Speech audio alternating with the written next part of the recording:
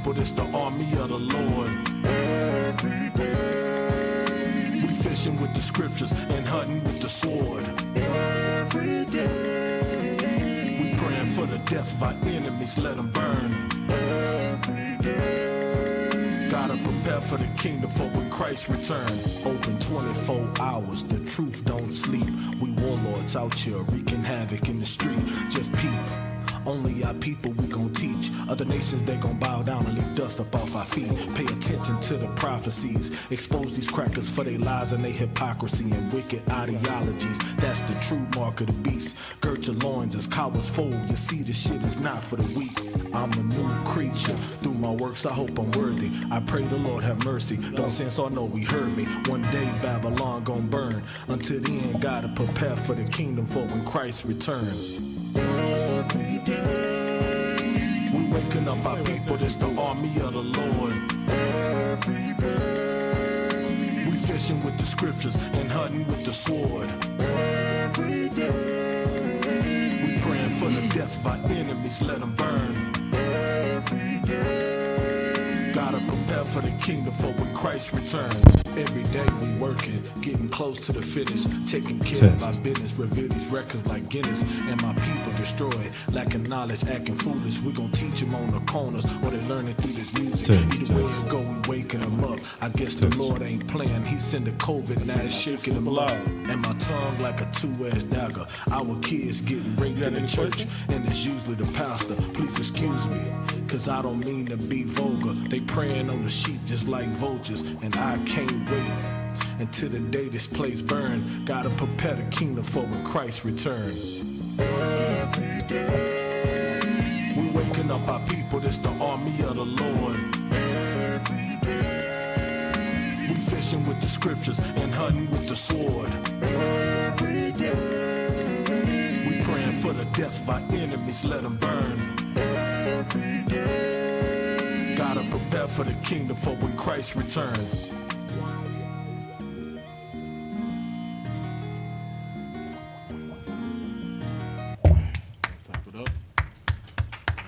Shalom, Israel. This Israelite School of Universal and Practical Knowledge started out of 1 West 125th Street out of Harlem, New York, under Commander General Yohana.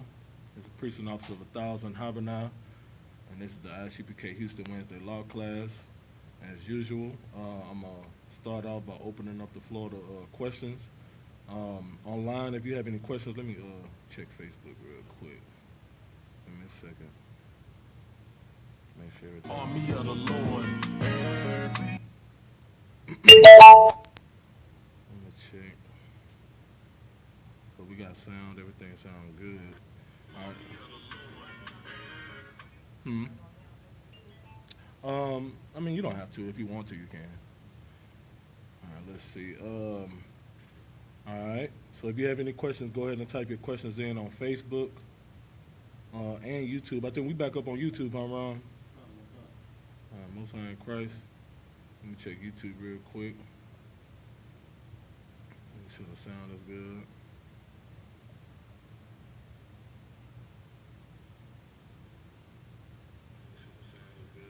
Yeah, I have been noticing, I think on YouTube, the sound quality is not the same as Facebook. Have you noticed that as well? You noticed that too? Yeah, it seemed a little lower on YouTube. Your video? Yeah, I mean, it looked good, but it just, I can tell the sound quality is a lot lower on YouTube, but no sweat, we're just gonna rock it out. All right, so what I want to talk about today, if there's any, make sure, if there's any questions, Ron, just let me know. What we're gonna talk about, so for the past, if you've been in my class for the past, I want to say what, maybe month and a half, maybe, or what, about 5 weeks at least? For the past 5 weeks, we've been talking about marriage according to the Bible, right? Like how to, sisters, how to fix yourself, get yourself together. Brothers, how to fix yourself, get yourself together, and then both as a whole come together.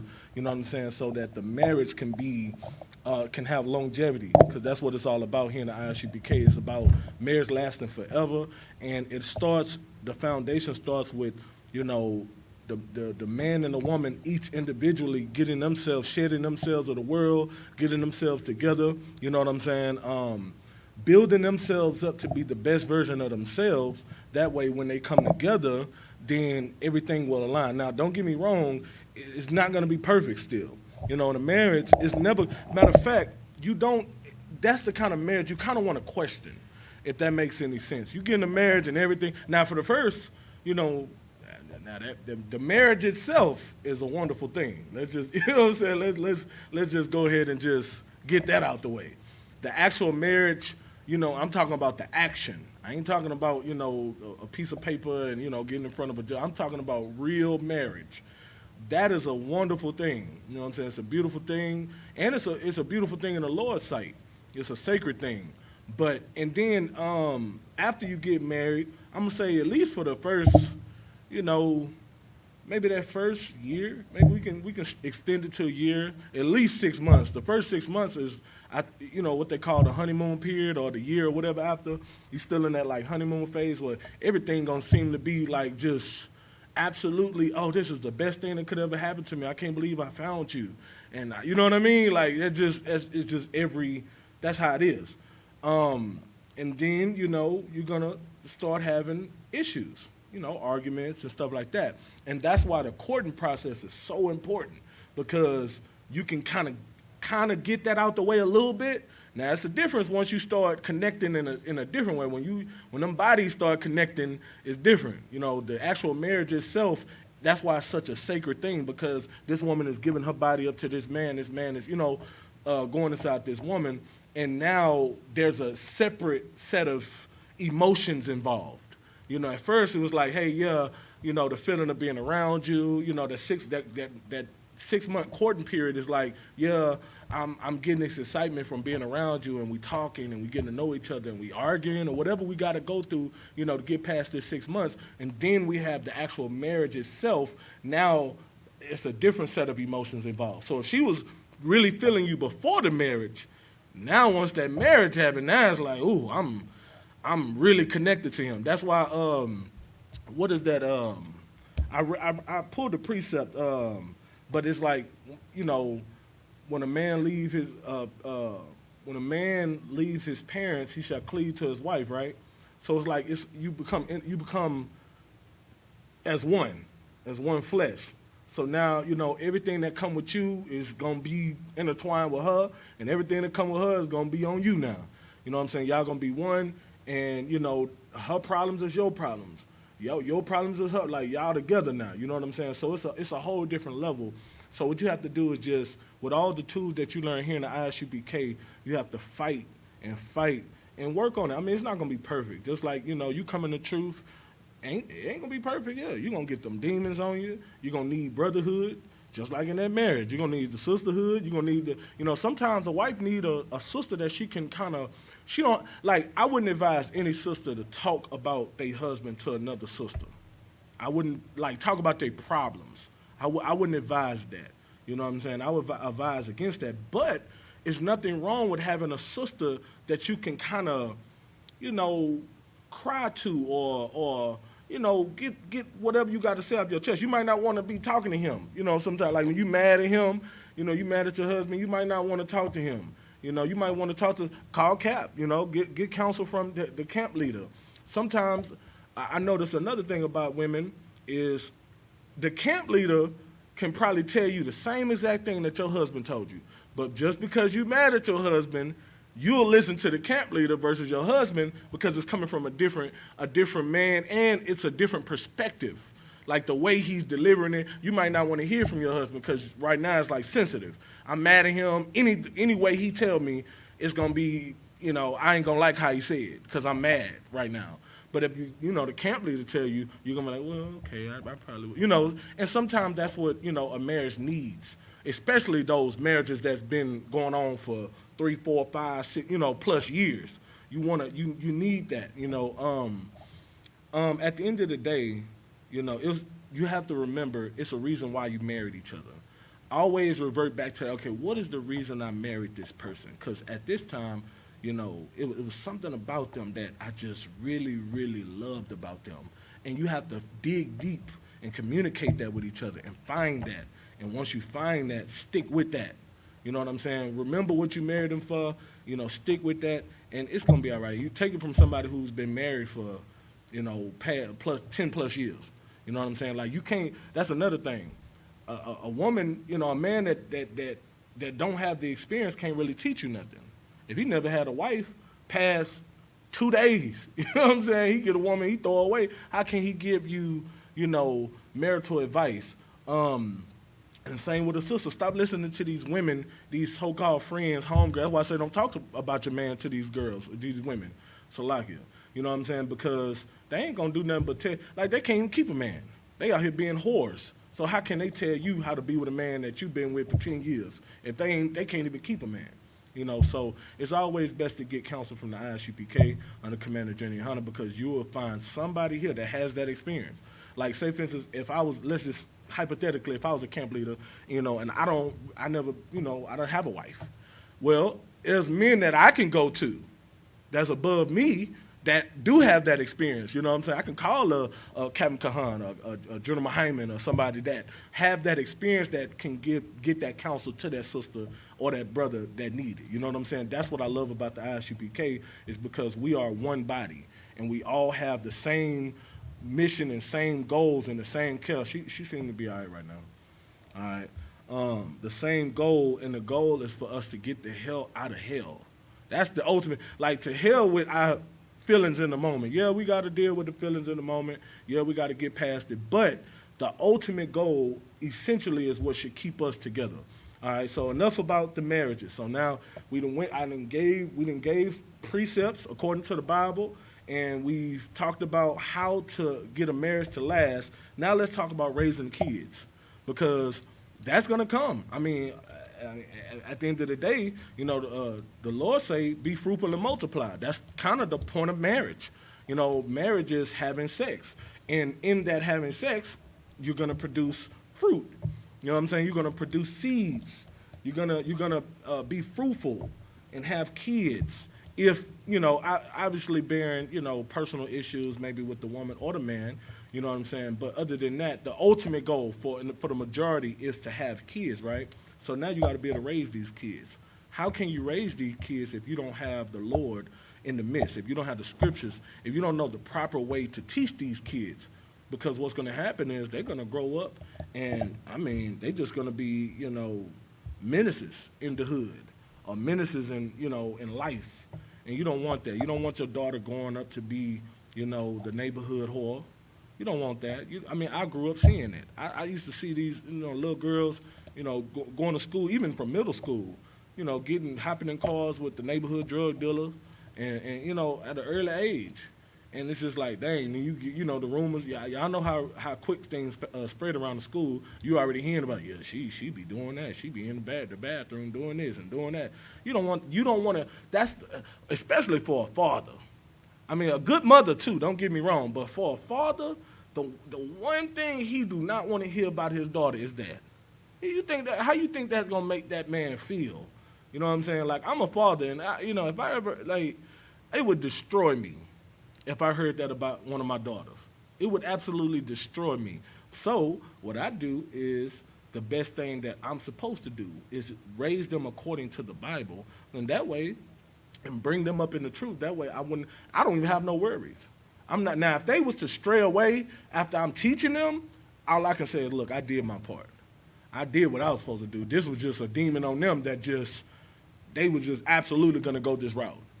But I'm going to do everything in my power, according to the scriptures.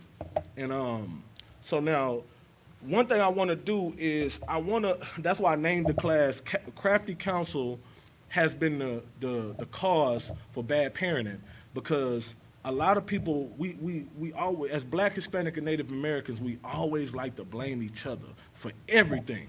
We always try to, now we are responsible. So like the drug dealers and the robbers and the whores and the prostitute pimps, we do need to hold ourselves accountable, but there's always a source. You always got to go, that's one thing I learned being here in the Isupk. I always learned to go back and look at the source of this oppression. Yes, on the surface, Yeah, I was selling dope. I was wrong for that. I need to stop selling dope. I need to stop robbing. I need to stop, being a whoremonger. I needed to stop those things myself individually. But I never really pointed the finger at the source. I never said, well, the white man put the dope and the guns in the community. The white man, put us in this box and expect us not, or put us in this cage and expect us not to, use the restroom in this cage. Like you put a dog, you put a dog in a cage and you keep that dog in that cage for, 2 days. And you expect that dog not to use the restroom in that cage? You're going to beat the dog for using the restroom in the cage? You know what I'm saying? You can't blame the dog for doing something that he has to do. He has to relieve himself. You put him in that box. So guess what? If you put Black, Hispanic, and Native Americans in a box, in a cage, which is the ghettos in America, you expect them not to kill each other for money? They're at the bottom of the barrel. We are at the bottom. So you expect that you put the dope in the community, something that we can make money off of, something that destroys us, something that we fiend for, and then you expect us not to want to do the drug? You expect us not to want to sell the drugs and make the money and try to make a better life for ourselves? So at some point, yeah, we definitely need to take accountability, but we can't do that without first blaming the source and finding out the root of the problem. Once we find out the root of the problem, we separate from that, and then we can start to hold ourselves accountable. Okay, look now, the white man put the drugs in the community. They the devil that the Bible speak of. Okay, so now I know who the devil that the Bible speak of. Let me stop messing with these drugs because I know they were put here to destroy me. Let me leave them alone. They were put here to destroy my people. I don't want to further their agenda by selling it to my people. You see what I'm saying? And so the reason why I use this title is they've taken crafty counsel on us in many ways. Give me Psalms 83:2. They've taken crafty counsel on us in many ways, and in those many ways has caused us to be bad parents, man. And we have to get away from that. We have to find out the root of the problem so we can get away from that, so we can raise our kids right. Go ahead. This is the book of Psalms, chapter 83, verse 2. Mm-hmm. For lo, thine enemies make a tumult. You see that? Thine enemies, the scripture is letting you know your enemies are like, they are waging war against you. They are plotting against you. That's what they do, day and night, finding a way to weaken us as a nation, try to find a way to, infiltrate us and cause us to just, because we're so strong, naturally. We're such a strong people, naturally, they have to come together, all of them. They have to come together. Go ahead. And they that hate thee have lifted up the head. You see that? They all have lifted up the head. So it's like they coming together like, okay, look, this is how we going to do this. Go ahead. Verse 3. They have taken crafty counsel against thy people, Mm-hmm. and consulted against thy hidden ones. Go ahead. They have said, Salakia, come and let us cut them off from being a nation. That's how you know what? That's what's so special about Black, Hispanic, and Native Americans, that we're such a special people and we're such a strong people that they all of our enemies have to come together. How do you think the transatlantic slave trade happened? It happened with multiple nations coming up against us. Ultimately, the white man being the benefactors, right? You got the Arab who built the ships. The Africans made the treaty with the white man, which obviously the white man ultimately went back on it. You know what I'm saying? They had the agreement with the Africans to sell us to them. And you know what I'm saying? And then it's like they all come together. All of these other nations had a part in our demise, ultimately, to put us at the bottom. They've taken crafty counsel against us since before then, since the beginning. You know what I'm saying? And they still doing it to this day. That's how you know we're such a strong people, to overcome all of that, and we still here. We're not jumping off buildings trying to kill ourselves and jumping off bridges, even though we've been at the bottom for the past 500 years. Even though we've, you know what I'm saying, like we and when I say we, I'm not talking about the few percent, maybe, I don't know the statistics, maybe 5% actually make it out the hood and get rich. You know, you have your LeBron James and your Beyoncés and your Michael Jordans, but it's a very small percentage actually make it out the hood and be successful. Other than that, the majority, we have been going through it being beat down And even some of the I remember a few years ago. I don't know if y'all recall, but what's his name? Dr. Dre. I remember when Dr. Dre is a billionaire. Dr. Dre had the laws run up in his couple $1 million house. I don't know how many millions it is, but it's a very, very expensive house. Ran up in his house, handcuffed him, had him, you know what I'm saying, did him like he was a nigga in the hood, a billionaire. So, and that was to show, nigga, I don't care how much money you got, you still, you're an animal to me. That's what they were making him an example. So it really don't matter how much money you get. Look at Floyd Mayweather. Floyd Mayweather been drugged through the mud his whole career. In and out of jail, they saying he did this, he did that. Look at just Deshaun Watson. You know what I'm saying? You got, I don't know how many women that came forth said that he didn't sexually assaulted him. It's just out of nowhere. All because, notice, and I'm not saying he didn't. Now, I don't speak on what I don't know, but what I do know is all this stuff didn't happen until he was trying to get the hell out of Houston for some reason. But whatever reason, he was trying to force his way out of Houston. Next thing you know, 10, 15 different women come out saying he did this. You know what I'm saying? And again, if he did do it, okay, he deserves the punishment. But if he did do it, these women been knowing that. And so I look at it like it's always some type of plot. Like maybe we're gonna put this in the back pocket. So if he don't be a good boy, then we gonna, you know what I'm saying? If he a good boy, we're gonna sweep this under the rug. But as soon as he start being a bad boy, we gonna, put this out there and we're gonna destroy his character. Look at Cat Williams, same thing. Cat Williams, just because he get on a comedy special and he just keep it real about everything he's seen in Hollywood. All of a sudden now he retarded. Look at Martin. They retarded when they speak out. You know what I'm saying? Like that's how they do us. But as long as we a good slave and put on the dresses and, entertain the people, he's been a good boy. He's been we're gonna let him make it. As soon as we rebel, we gotta put we gotta put that nigger in his place.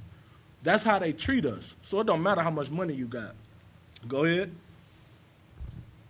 They say, come, what part we at? Read verse 4 again. Colonel Wakan, they have said, come and let us cut them off from being a nation. They want to stop, Planned Parenthood was designed to cut us off from being a nation. They want to take, even you go before that. Go to, what was that, in Egypt? When they had the midwives get on the stool, they were trying to destroy every boy, firstborn son or something like that, right? You cut off the men, you cut off the nation. So they've been trying to, and Planned Parenthood is just a newer, modern form of that. They've been trying to abort us. They've been trying to get us off. And the crazy thing about it is they use us to destroy each other. But they don't even have to, put their hands in them. They don't even have to get their hands dirty. That's why it says Crafty Counsel. They use us to destroy each other and then sit back and laugh. How long will we allow this to go on? How long will we continue letting them bamboozle us? Come on, man, it's time to wake up. We are living in a damn twilight zone to where we can't even see that they have consulted against us and they're trying to cut us off from being a nation. Keep going. Colonel Wakan, that the name of Israel may be no more in remembrance. That's what they want. They want to wipe us off the face of the earth because they know as long as we here, we that special people that's going to eventually rule over them. That's what's going to happen. But see, they'll never be able to wipe us off the face of the earth because we have a living God that's our God, and he's going to make sure of that. He's going to make sure that they pay for what they've done to us. That's what's going to happen. We just got to be patient. That's why the scriptures say, here's the patience and the faith of the saints. We just got to be patient. We got to do what we're supposed to do, be diligent, and wait our turn. And when Christ come back, look, it's going down. That's how we talk here. It's going down. And I can't wait for that day. But until then, I'm going to focus on what's ahead of me. And that's, raising my kids right, being a good father, you understand, being a good husband, being a good priest, an officer in the school. That's what we got to focus on. Go ahead. Go to verse 5. Yes. Colonel Wakan, verse 5. For they have consulted together with one consent. They have consulted together with one consent. So it's like all of them come on board and they give their, what they, hey, this is what I think we should do. This is what I think we should do. Well, this is what I think we should do. And they all come to one big agreement. Okay, let's put our heads together, and this is what we're gonna do. All of our enemies, they may make it seem like they enemies with each other. Now, they are enemies with each other too.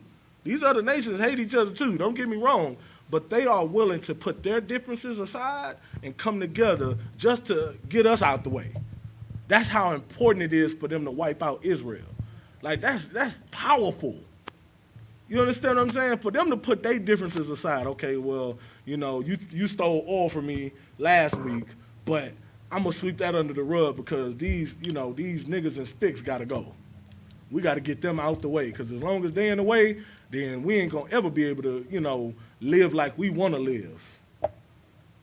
And see, that's why it's very important for us to realize that because we be so blind. Look, when I was in the world, I couldn't even fathom reading this or caring about it. And I grew up in the church. The thing about it is the pastor do not bring out none of these scriptures. So as I'm living life and I'm in the church and stuff, while I'm in the church, the only thing I got out of church was a place to feel good for a couple hours. Like a place to say, okay, I done did all this dirt during the week. This is my day to kind of give it all back and say, hey, I'm done with it. And then it's going to start over. So, you know what I'm saying? Like today, I'm just going to leave it alone. I ain't going to sell no dope today. I ain't going to, well, as a matter of fact, you know what I'm saying? I actually did, still do dirt on the day that I went to church. I went to church high. I went to the church house high and got high afterwards and continued my life. But for those 2 hours or 3 hours, however long you be in church, for those few hours that you in church, I'm not, I'm laying all my sins on the table. You know what I'm saying? It was just a place for that, as a place to, and it was a place. Listen, all the fine women were in church. I said it. I think what was that? I don't know if I said it the week before that, but I know I mainly was attracted to going to church because all the fine women were there. I was like, shoot, that's all the men. I mean, I'm just gonna keep it real with you. I wasn't worried about no church. But I'm like, damn, I seen, you know what I'm saying? I seen a couple of, they be having them damn skirts all the way up the hill. They going to church like a whorehouse.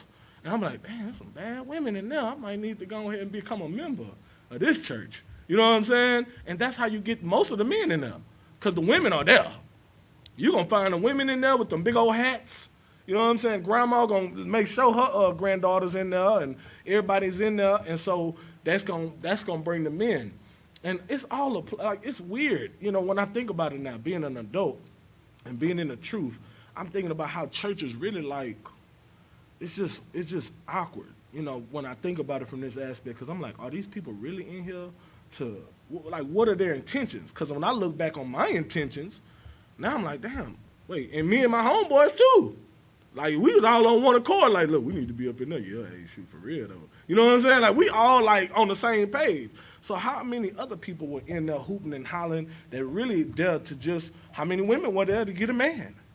How many, you know what I'm saying? Like, it's all, it's just disgusting when you think about all the evil that goes on in the church. That's outside of the pastor and the deacons and the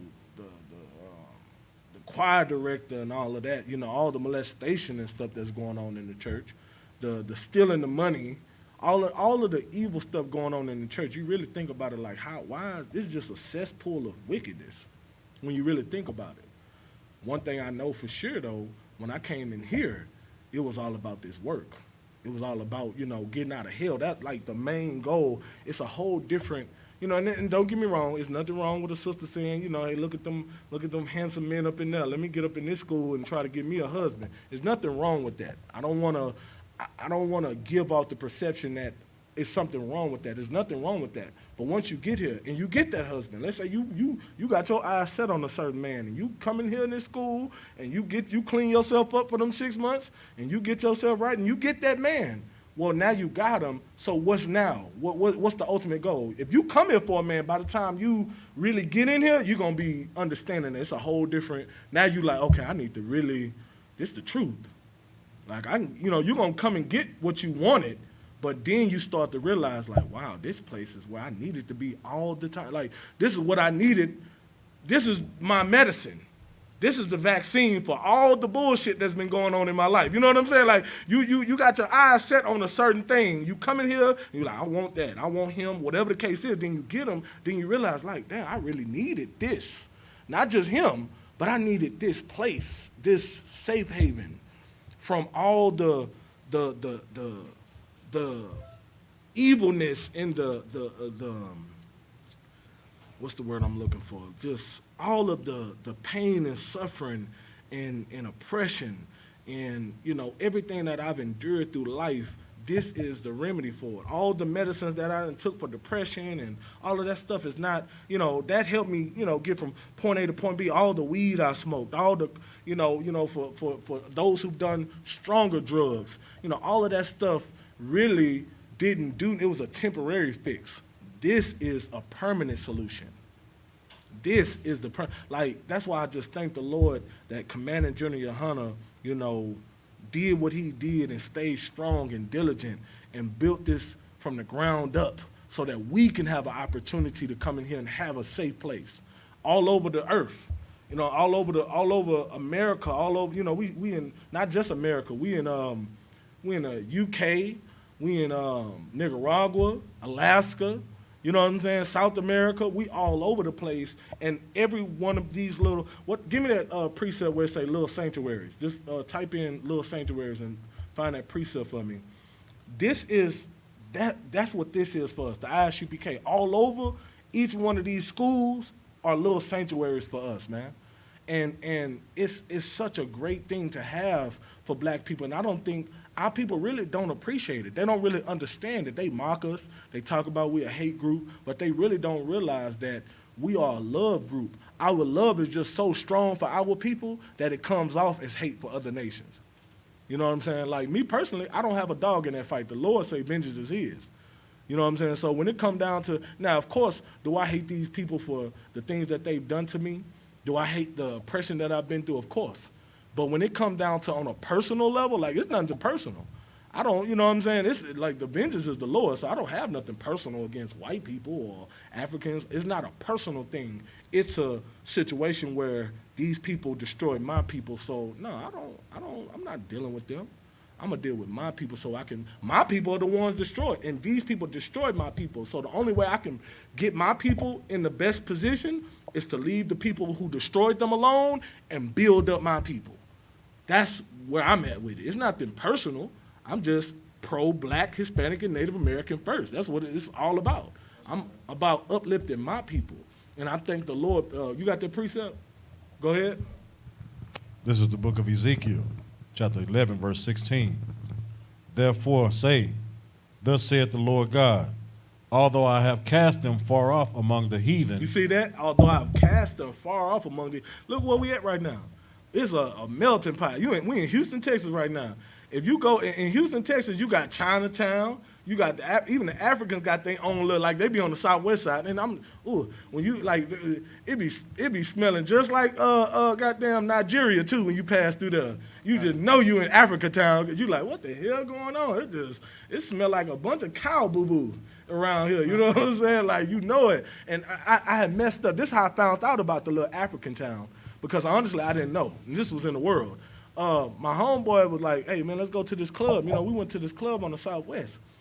And, you know, I'm from South Park.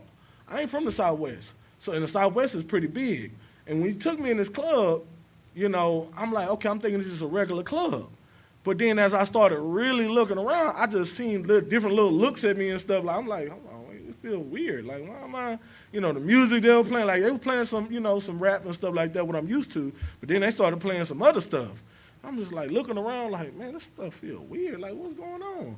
I'm like, where we at, bro? Like, he was like, oh, this little African spot. I'm like, bro, like, why you got me in here, bro? Like, it was just so awkward. It wasn't like the normal nightclubs I'm used to. You know, it was just, you could feel the difference. It's just like, oh, man, this is just awkward. This is weird. It was nuts. We was literally, I think, we might have been the only black people in there. I think we were surrounded by nothing but Africans. I go outside and it's just like a little African town. I'm like, damn, what the hell? I didn't know this existed in Houston. I knew about Chinatown. I knew that the Arabs and the Arabs had their little places where they like to, be, and I know Chinatown, but I didn't know they had a little Africa in here in these places too. That's how you know that we are the Lord's people and we're not them. Anytime that these other nations can come in come in a place and have their own area where it's just them. Now, and I'm talking about it's just that. It's not many of these areas all over. Okay, I'll give you an example of what I'm trying to say. You got many hoods and ghetto where there's predominantly Negroes, right? Then you got little areas where it's predominantly Isupk. But there are many of them all over the city, just like Negro, many of them all over the city, right? Chinatown is Chinatown. It's one Chinatown.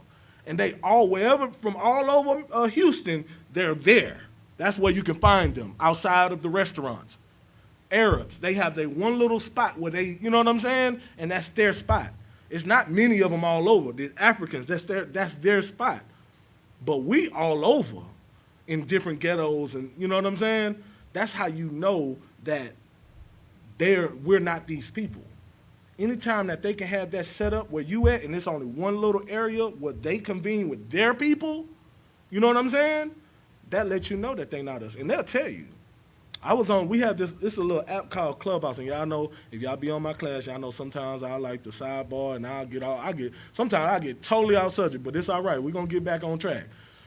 We was on Clubhouse, and it was this African woman on there, and she was all about world peace and, global harmony. And she sounded like she damn near about to cry when we were talking about how we not African, and they sold us and did all that. She was like, but she didn't identify as black. She identified as, can anybody guess? Nigeria. It wasn't Nigeria, but it was her wherever her tribe. She identified with that, and she made it known. She was like, well, I identify with this, and I'm not going to identify as black. And we was like, damn, wait a minute. So they will tell you that they're not black. They will tell you, no, I'm African from the tribe of such and such. I'm from here. We don't get along with each other. She even said, we have wars with each other, the different tribes and stuff like that, blah, blah, blah. But they don't identify with us. Even if they try to say they love us, or they saying even if they try to say they're black, they still know that their roots and their heritage, they're so prideful. They're going to rep their tribe. They're going to rep where they're from. You know what I'm saying? And that's what we need. Every other nation do it but us. Every other, a Chinese person are proud that they from China. They're Asian. They have Asian pride. White people have white pride. Africans have African pride. Why the hell Black, Hispanic, and Native Americans can't have Israel pride? Why we can't goddamn be proud of who we are and want to be us and deal with us? Why we gotta be loving everybody? We the only one. That's just that's why we are fit to rule, because we have so much compassion, and we'll be such great rulers on the earth and great leaders because we have so much compassion. Now, I'm gonna have compassion, but Lord willing, I'm definitely gonna show them that when I get my slaves, you know what I'm saying? I have a little compassion. But they are going to feel the pain. They're gonna feel the oppression like I felt the oppression, like my people felt the oppression. That's just me though. But as an overall, we have compassion on these other nations. That's why we're fit to rule. You know what I'm saying? But anyway, I just wanted to bring that out. Now, they've taken crafty counsel against us, right? Give me Proverbs 22:6. So can y'all give me some examples, a couple examples of how they've taken crafty counsel against us to where now we become bad parents? Can somebody give me an example? Go ahead, Ron. CPS. CPS. That's a great one. You know what I'm saying? They put put a system in place where now they can get the kids removed from the home, have them raised up in group homes. Ain't no telling what's going on in these groups. You know what I'm saying? 9 out of 10 times they're going to be molested throughout the whole system. You know what I'm saying? Then you might get put with some white parents. They might get put with a whole nother nation of parents, and you think they're gonna care for these kids? I seen I don't know that lady name. It's a white lady, and she got a boy, and she got this boy dressed up like a girl. Y'all know what I'm talking about? I don't know her name, and I don't but she's a rich white lady, and she adopted this boy, and from the moment she adopted him, he was young. I think he was like what? Maybe 10, 11, if that, and she'd been dressing him up as a girl ever since. Basically turned him into a girl. Just turned him into a girl. That's what they'll do to us, because they don't care. They look at us like stuffed animals or dogs or dolls or whatever the hell. That's her personal doll. She took that boy and just made him be a girl. Like, come on, man. That's what happens to our kids in this system. So CPS, that's one. Anybody else want to give it a shot? Go ahead, sis. Yeah, you might have to. Is it on? Salakia. Khan out of Wakan, when you had the housing and you couldn't have the fathers present in the housing, that broke down the family because you couldn't, they didn't want the fathers around. So in order to get housing and shelter, you had to deny or hide the man. Right, perfect. Give her a hand. That's absolutely perfect, right? Public housing. Welfare. Let's group all of that in one, right? Welfare, public housing. Now, for those who are smart, it's not. Listen, if you can get it, you better get it. Take advantage of it. Like, get it all, right? Whatever they got, they owe us their lives. So if they're gonna give us some stimulus money, they're gonna give us some food stamps. You better get that PEBT. You better get it. You better get all that $3,600 or whatever the hell they got to give you. You know what I'm saying? But if you're wise, you're going to manipulate the system, just like they manipulate us, right? You're going to say, okay, well, no, I ain't got no man in the home. Meanwhile, he hiding in the back closet. You know what I'm saying? So what? Like, that's what we have to do. You know what I'm saying? Yeah, you might have to, I don't know who be messing with these dials, but they got that microphone is too loud or whatever going on.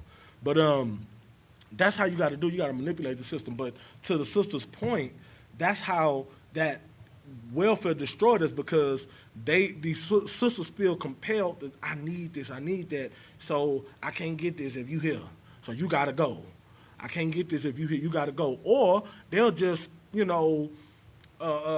just separate from the dude and just be a single mom raising up the kid. So now this kid don't have the luxury of having both parents. The kid grow up and don't have the father. Listen, the father is needed in the home. I'm going to say this again. The father is needed in the home. A woman cannot raise a man to be a man. A boy to be a man, excuse me. And a woman can't also properly. Now, when I say this, I'm not saying it hasn't been done. I'm not saying that there's no single mothers out here that didn't have a child, that didn't raise this child up, and he turned out okay. For the majority, a mother, but she still can't teach a boy how to be a man. She can't even teach, now that I'm in the truth, if you're looking at it from a worldly perspective, you're probably going to say I'm wrong. You might not agree. But from being in the truth, a woman can't even raise a little girl how to truly be a woman. You need a man to do both. A man can raise a boy to be a man. He could teach that boy, okay, this is what you got to do. This is how you got to do it. This is what, you know what I'm saying? And he can also raise that little girl up to be a great woman. We do it all the time here in the ISUPK.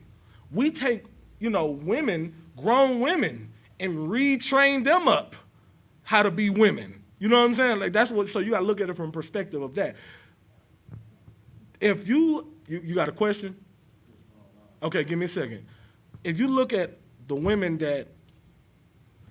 the majority of our women that were raised up in the world under a single parent household, woman household, whatever, even under a woman, these women are destroyed. 9 out of 10 times, mom was probably, the neighborhood whore, and she gonna raise her daughter. I be seeing situations like that where the woman dresses a certain way, and then she have her little girls, they be dressing a certain way, twerking and doing all this weird stuff. father not in the home, and they just, but to her, she's done a great job with raising her child. And on the outside looking in, on the surface, you would probably say, you know what, you did do a good job raising her. But when you look at it from the truth perspective, that little girl is not raised right. She don't know the values of how to really value herself and her body, and how to truly be the best woman that she can be. But not any man can raise a girl to be a woman. I'm not, because I'm definitely by no means taking this off the men. We already went through this for the past 5 weeks. Brothers need to get themselves together. Brothers need to gird their loins up and become, because not all men know how to raise a boy either and to be a man. You can't say, oh, I did a good job raising my son and he turned out to be a drug dealer or he turned out gang banging. No, that's not the way we're supposed to go. We're supposed to be raised up to be young princes, you understand, and priests and prophets of the Lord, soldiers. And our women supposed to be princesses. And you have to have that perspective of how you raise your kids. It can only happen in the truth. It can't happen outside of that.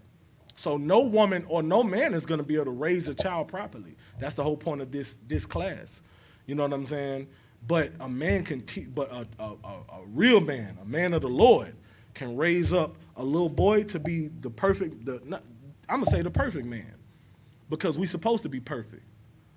And a man, a true priest and prophet of the Lord, or a man in this truth, can raise up a little girl to be the perfect woman, because he's going to train her. Look, you need to cover your body. You need to listen. Don't you take your time when you know what I'm saying, when it comes down to you getting a man. Take your time about giving your body up. You know what I'm saying? Learn how to sew, learn how to cook, learn how to do the essential things that a woman should learn how to do. You know what I'm saying? And read Proverbs 31. Teach her, all the scriptures in the Bible, putting the man as the head and understanding her place. And I'm going to tell you one thing. Just like, you watch a basketball team, you have the certain stars of the team. And I know you can relate to what I'm going to say. You got certain stars on the team, and then you have certain role players. You have certain role players that's in a higher position than others. And those role players know exactly what they're on the court to do. And they do that listen, in their role, they are like superstars in their role. So by no means am I trying to, put the woman in a position where she's nothing. She's everything in the household. She's that man's, she is exactly what the scriptures say, a helpmeet, right? This man is supposed to be focused on doing the work of the Lord. Well, guess what? This woman is extremely important, because I'm going to need her to, listen, she got to be the authoritative figure when I'm not in the home, even though she's the nurturer and I'm the authority. But shoot, you better use me. When I'm not there, I'm going to call your daddy. I'm going to call such and such. He said do this. And just by saying that, they're going to listen to her if she do it the right way.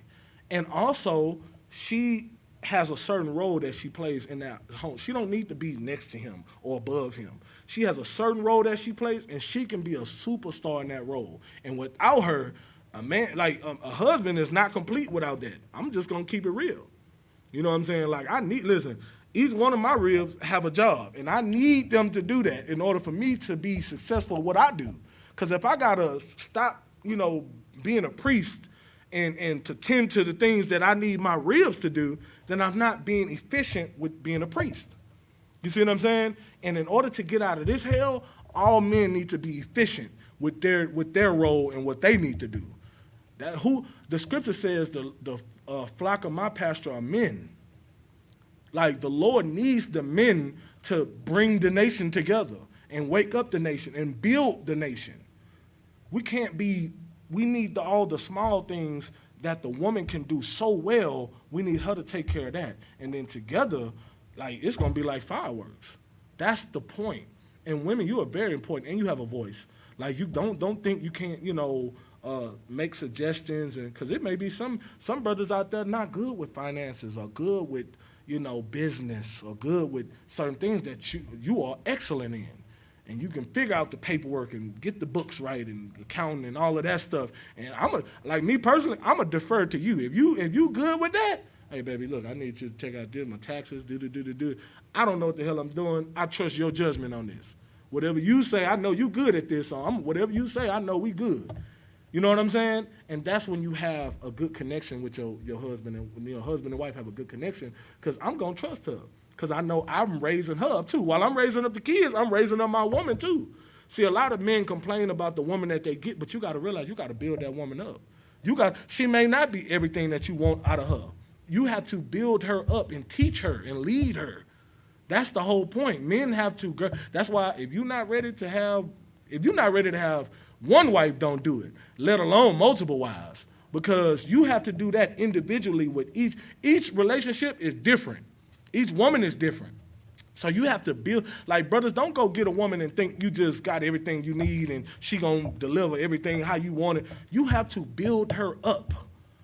You have to build her up. And guess what? Then y'all can work together and build up the kids. You know what I'm saying? Like, that's what it's all about. It's about having a solid foundation and you molding this woman to be the best woman that she can possibly be, according to scriptures, of course, not according to your own will, according to this Bible. And you teaching her, you know, but now, of course, women, you got to come in the right spirit. It starts with you having that humble spirit and saying, okay, I want him to build me up because I trust him. I know he's going to lead me in the right direction. So I trust the Lord. First of all, you trust in the Lord. It's not necessarily all about trusting your husband. You trust the Lord. You trust the Lord gave you a priest and a prophet to help build you up because you needed it. The scripture says, in that day, 7 women shall take hold of one man, saying, you know, I'm going to paraphrase it, but, you know, hey, I need you to take away my reproach because you tried it your own way. You tried it so long your own way, and you have turned out to have a bad reputation. Everybody know you as, you know, I don't even, you know what I'm saying? Ain't no telling what. And then all of a sudden they see you with a man, and you covering your body up now. And you walking different, and you seem humble, and you deferring to him, and you saying, "Con other one, con," or "Yes, sir," and you are a whole different humble spirit. Now they're like, "Damn, what happened to what happened to Tamika?" Man, Tamika used to be. I remember she used to get ran through. She something different. I don't know what the hell this dude done got her. She a nun now. You know what I'm saying? That's the first thing that they try to say about our sister when they come. She's a nun. Well, Tamika is no more. There's no more Tamika. You understand? Tamika is dead. Now this is a new woman that has never been touched by any man but that man. You know what I'm saying? And now they can't, the once reputation that she once had is gone in the wind because now she's a new creature. And now he's built her up to be something that is so wonderful that other people that used to know the old her, they're in amazement. They're like, what the hell going on? Wow. You know what I'm saying? That's the whole point. That's what marriage is about. That's what building, you know what I'm saying? That's what it's about. So I just wanted to say that. Read what you got, Proverbs 22:6. This is the book of Proverbs, chapter 22, verse 6. Train up a child in the way he should go, and when he is old, he will not depart from it. Now, some of us didn't have the luxury of coming in the truth when we were kids. So we didn't understand how we should be. We learned through the white man. We learned through the oppression. We learned through the school system of what we thought we should be like. And guess what? We turned out to be who we are. And now we have to be re-brainwashed into the truth, into the word, right? So after you do everything I just said about, you know, all the past classes that I said about the women and the men building themselves up, now you have to train up that child. Why? Because you don't want, once you got the truth, you realize that this was the best thing that could ever happen to you. You want to raise your children up so they'll never have to go through the things that you went through when you was, you know, growing up. They'll never have to know what it's like to be a whore. They'll never know what it's like to sell dope and sin, because you're raising them up as a child and training them up into being being perfect from birth, from a child. That's how you're supposed to do it. You train them up as a child. When they get old, they will never depart from it. So now, when you raise up, you know, the child, she's gonna come. When she's grown, she already know what she needs to do. Her father has raised her right. She know what type of man she wants because she's gonna get a man based on how her father was. Because why stray away? Like, ain't no woman. That's one thing. That and a man is gonna, a father is gonna, you know, approve the marriage from a young man that resembles him in a way. Now, he may not be exactly like him, but he's going to have the same type of moral basis. Like the father, like that's why the father should choose the man. Because if this man is raising, like I'm going to choose a husband for my daughters, he's going to have some me in him. Because that's what they're going to know. That's all they're going to know. Growing up right now, they know how I operate, how I run my house. So why would I go and choose a man that has no connection with me at all? And believe it or not, I'm going to have a connection with him as he's growing up. So I'm raising them, but then I'm also going to be, checking up on him, hollering at his father. Like, hey, bro, what's up with such and such? Where you at? Can we gonna hang out? I want to get to know him. I'm going to see him grow up and be a young warrior and be raised up in the truth too. So that way I know, that young man's solid. You know what I'm saying? Like I see how he gonna be, and he would be perfect for my daughters because that's how I am. So they're gonna listen to that. You don't want to choose a man that's not for your daughter, because then they're gonna bump heads. You want to choose, and that's why it's always been a tradition of Israel for the man to choose. Now sometimes, girls see what they think they want, and they go out and get it, and they make, at that point, that's when the whole the shekels and all of that come in with it, you pay the father. But traditionally, it's better for the father to choose. Because women think they know what they want, but they don't. It's better, because they be confused. 1 minute they want one thing, and the next minute they want something else. So the father know what she want. You know what I'm saying? You can raise this woman up, you can raise this little girl up for 20 plus years, and you know exactly how she is and what she wants. You didn't experience the attitudes, you didn't experience the puberty, all of that.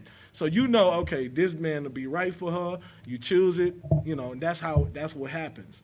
And vice versa with a young man. You raise this young man up to be a warrior. You raise him up not to be feminine, not to follow the white man's systematic approach of how to raise.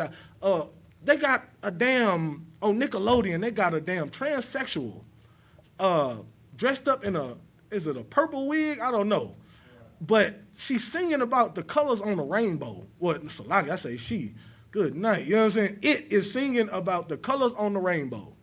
A transsexual. That's how they raising our children. You want to let them raise our children, or we gonna raise our children? What is it gonna be? Because if they raise our children, they're gonna come out to be, ain't no telling what. They're gonna come out, it's gonna have to be a whole new identification for them. They're gonna come up with a whole new different, they ain't gonna be man, woman, transsexual. It's gonna be a whole new identification if we let them raise our kids now. We have to take control and raise our kids right, man. Train up a child in the way they should go, and they'll never depart from it. I never have to worry about my son being gay if I raise him right. And if I notice he ain't taking heed to what I'm trying to teach him and he want to be gay, that ain't my son. I'm sorry, it's like it. I don't know who he is. He ain't my son. I'm not going to own you. That's Officer Habana. I can't speak for everybody else, but I am going to disown you if you want to be a homosexual. That won't be allowed in my house. I'm sorry. And vice versa, same with a daughter. She want to be going out and trying to be a lesbian and all of that, or being just rebellious and do what she want to do. Hey, no sweat, go do what you do. You can't do that here, though. It's just like in the ISUPK, ain't no homosexuals allowed here. You know what I'm saying? Why would I raise my household different from how I'm being raised up in this truth? General Hyman would not let no homosexual in here.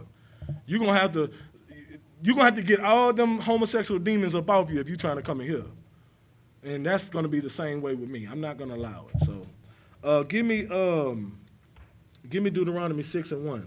See, America, give people the freedom to live the way they want and do what they want to do. You know what I'm saying? They try to stop us from disciplining our kids. They try to stop us from that CPS. You know what I'm saying? That's we already brought that out. You can't discipline them, so they're going to call CPS on you. So now you got them raising your kids. What else? They got the homosexual, the transsexual, singing to them and you wouldn't think nothing of it. You'll put on cartoons and you'll let them watch the cartoons, not even thinking nothing of it. I mean, I know with me, my parents didn't hover over me while we was watching cartoons on a Saturday morning. They didn't hover over me. You know what I'm saying? What parents do that? Ain't no parent really thinking, but nowadays you got to. Nowadays you got to make sure whatever they watching is what they supposed to be watching. I'd be hesitant. I'm like, what y'all got on in there? What that? Oh, Dora? Oh, okay. Dora, she cool. You know what I'm saying? Like, you have to be mindful of what these kids watching, because I'm telling you now, they're gonna have some not only homosexual references, but now they have. I seen some things that only adults need to be seeing in kid cartoons. You know what I'm saying? Like drawings of sexual organs in kid cartoons. So now your daughter growing up, she 5, 6 years old, she knows what, a rod is at that age, what it looks like. You know what I'm saying? Like kids, they not, you know what I'm saying? Kids are not supposed to know what that looks like at 5 and 6 and 7 and 8 and 9 and, 10, 11, 12, 13, you know what I'm saying? They should not know what that looks like at that age. You shouldn't, I'm going to say everybody's different, but, with me and my daughters, I would say maybe when they start getting to an age where they starting to really understand their body in a different way, then they need to kind of learn a little bit about sex education, but that's just me. But that's not later. That's, you know what I'm saying? That's later, mid to later teens. Not at 10 and 9 and 8 years old. They don't need to be knowing about that. You know what I'm saying? So if we let them, and they got it in class. I think I seen it a news article where they was supposed to be going and teaching them in the school system. How you gonna let a damn teacher at school teach your kids about sexual education? That's our job as parents. Black, Hispanic, and Native Americans, we need to take charge of, like they controlling everything. We need to take charge of how our kids are learning. Stop being so lazy and just, I just want to give them to the, let they can, like you spend maybe 4 hours a day with your kids, if that. You need to spend more time. That's how we need to spend more time with our kids. Stop being lazy. I understand you slaving, you got a job, and that's why it's this important to have both parents in the home. Because if mama is slaving all the time, well, then daddy needs to step up and, spend time with his children. And vice versa. You don't need the more time that they spend in daycare, the more time that they spend at school, or the more time they spend around, in the white man's system, the more destroyed they're going to be. We have to take charge, and that's what this is about, raising the kids up right. Train the child up in the way they should go. You train the child up. Don't let nobody else train the child. Because if you let the heathens do it, I mean, we understand, right? Read what you got. This is the book of Deuteronomy, chapter 6, verse 1. Mm-hmm. Now these are the commandments, the statutes, and the judgments which the Lord your God commanded to teach you. So now we need to understand that the first thing that we teach our children is the law. They need to be rooted in the law from a baby. They need to understand that these laws, statutes, and commandments that the Lord gave us is life. That's what they need to know. Now, it's definitely important to teach them, how to count to 10. It's definitely important to teach them the ABCs, but they also need to know these laws. They need to learn the law just like they learn their ABCs. They need to learn the law just like they learn how to write in cursive and learn how to do everything in the school system. They need to learn about the law in this Bible more so. So whatever the school teach them is cool. Now, education is, I absolutely am a big advocate for kids going to school, doing their work, making good grades. You know what I'm saying? Graduating, all of that. I'm a big advocate for that. But you should also be at home teaching them our culture and our laws, our statutes and commandments, more so than the school is teaching them how to do their curriculum. They should make straight A's and B's or whatever in school, but they should make straight A's in this Bible though. You understand what I'm saying? Matter of fact, if you make a C in school, I'm okay with that, because you know what? That's the white man's curriculum. You may not excel. It's fine. I ain't gonna force that on you. I'm not gonna force you to go to college. I do want you to graduate. I do want you to finish, but I'm not gonna force you to go to college. But in this Bible, you need to make straight A's. So guess what? If I quiz you on, certain things, especially if I'm a teacher, so I teach Wednesday class. Trust me, I quiz my kids. They should know y'all know if I ask them a question in class, they better answer it right. Because I'm not. What is my purpose then? What am I doing if you're not learning? You know what I'm saying? But you can tell me all about anime, and you can tell me all about the newest song that came out and the newest TikTok dance, but you can't tell me about these laws. That's a problem. And that's what most of our kids right now are plagued with. They know how to do TikTok all day long, but do they know about these laws though? Keep reading. That ye might do them in the land whither ye go to possess it. Verse 2, that thou mightest fear the Lord thy God, to keep all his statutes and his commandments, which I command thee. You fear the Lord. That's what you teach your children. Go ahead. Thou and thy son. And thy son. You see what I'm saying? It's not just, the Lord gave us specific instructions. You need to learn it, and you teach your kids. Go ahead. And thy son's son. And your grandchildren. You teach your kids so they can teach their kids. And that's how it keeps going, on and on and on until, and you know what I'm saying, forever. In Baruch, it say the law endures forever. You teach your son and your son's sons. That's what we supposed to be doing. If we ain't doing that, then what are we doing? That's how we raise our kids up. Give me Proverbs 29 and 12. So now, that brings me to when kids want to rebel. You gotta be there to correct them. You have to correct your kids. You can't, I understand sometimes, me, like a lot of us was raised in a home where we was abused and, got beat for nothing. So sometimes you bring that into your, when you have your kids, you kind of bring that into that spectrum to where it's like, I don't want to whoop my kids because I know I was beat. But that's why you again, and just a precursor, I'm bringing this class up after I've already taught about how men should be and how women should be and how they should be together, because if you take all of that in account and then you take this class in account, you understand that this is you raising this kid up after you've come into the, like we speaking on after you've gotten yourself together, you learned the law, you got a husband, he learned the law, you know what I'm saying? Y'all build yourself up. Now y'all married and y'all have kids. So it's a class. It's like a continuation from the previous classes. You train up a child in the scriptures. So that's after you came into the truth. That's why, I just want to give a precursor so y'all can understand the angle that I'm coming while I'm teaching this lesson, right? You teach your kids, you give them correction. You may have grew up in a household, I was abused. You know what I'm saying? Both parents on drugs, them drugs gone. Listen, all hell break loose. And I grew up like that. But guess what? At first, I didn't want to, in the world, I was like, I ain't going to really be, hard on my kids like that because I know how I was done. But then when I came into the truth and I read all these scriptures that I'm going to read, I was like, okay, you know what?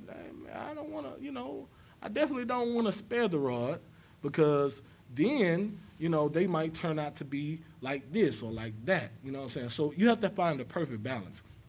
Now, I have nothing but daughters, you know what I'm saying? I do want a son, eventually, Lord willing, to carry on the name. But I have daughters right now, and my daughters, I don't always whip them, and I don't always have to, because being the authoritative figure, I can, especially, like, really all of them, I can just start to pick up my voice a little bit, and they already know what's coming. And they start giving me them looks and them tears. You can just see their eyes just itching, and the tears just start forming. You know what I'm saying? So once I see that I can do that, now some things you still do have to go ahead and, discipline them. But most of the time, I don't have to do that. It's all about where your balance is. You have to find that perfect balance. And you have to know your child, too. You have to know if they are one of them children where they need it more so than others. Y'all know what I'm talking about. Some kids need it, and some don't. If I had a son and I could tell he was a little stiff-necked like me, oh, shoot, I'm going to wear his little behind out. You know what I'm saying? He going to get it. But if you know you don't have to, you don't have to. And also, women, you're the nurturer. Now, you do need to be stiff when you need to be because they will run all over you. But most of the time, you're the nurturer. So, be that perfect balance in the home where I ain't saying right after they get a whooping, you supposed to be there to baby him. No. But, if he's the one that's the disciplinary, when you be an authoritative figure, but you don't have to be you be that balance, like good cop, bad cop almost. Like he the bad cop, you be the good cop. But always, one thing I will say, when he's not around, always make sure that they understand that he loves them.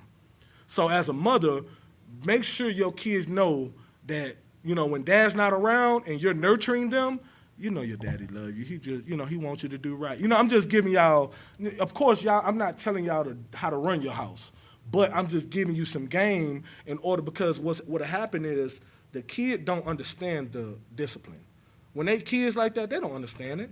They just know they getting their ass toe up. You know what I'm saying? Excuse my language. That's all they know. And they know daddy's the one doing it. So if you know you're not really whooping them like that, they're going to look at you as, oh, mom is the good one.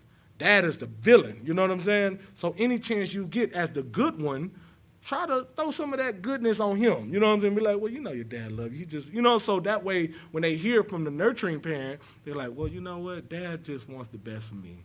And, you know, I'm just giving y'all a little game, you know what I'm saying, on, you know, how to have that perfect balance. Because when he come in, he straight, hey, what y'all got going on? Well, do this, do that. You know what I'm saying?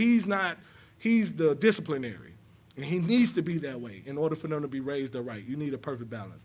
I just wanted to say that.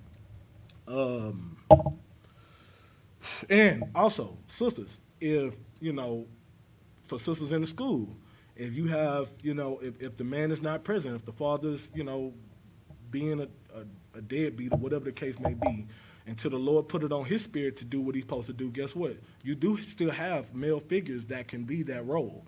You still got brothers. You still got a camp leader. Especially if he's a son. If he's a boy, bring him around the school. Bring him around the brothers.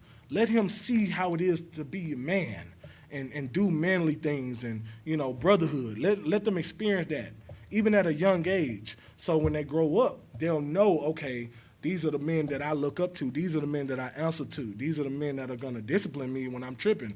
If you can't, especially if you're going through it at home and he not listening to you, bring him on up here, Will. You know what I'm saying? Hey, Shalom, young man, come on up in here. We're going to show him how to, you know, we're going to get him right. Of course, according to the Bible. And it's all going to be in a good spirit. I wouldn't trust my kids around no other group of people. The men in the Isupk, I trust them with my life and my kids' life. I know they're not going to harm my kids. So, hell, you want them? Hell, get them. I'll bring, you know what I'm saying? If I bring a son in here, and actually I do have a son. Let me correct that. I do have a son. You know what I'm saying? I raise him up, and that's who I'm raising up. But I'll drop him off at the school. I'll let Rom, hey, Rom, you want to, look, get Kazak for a little bit. And he going to make sure he good. I'm going to bring him around his brothers. That's what you're supposed to do. Let the men raise the boys because, and don't get me wrong, again, you know, the father should teach a little girl how to be a woman too. But for just in general, let the boys be around the men all the time. If he's around you all the time, he going to start developing a little twist in his walk. He going to start to have a little limp wrist and be real emotional. You don't want that. You want him to be firm and be a man, a warrior. You know what I'm saying? Y'all, women, y'all understand. We all can agree on that. Go ahead, read what you got. We probably going to be here till about 9:30, y'all, so like it. This is the book of Proverbs, chapter 29, verse 12. If a ruler hearkens to lies, all his servants are wicked. Now, you can't be a good parent if you are wicked. You can't be that, and that goes back into like what I was saying about the fathers that are not in the truth or not raising their kids up right. It says if a ruler hearkens to lies, all his servants are wicked. So how can you be a nigga that's standing on the corner all goddamn day selling dope? How you gonna raise a child right?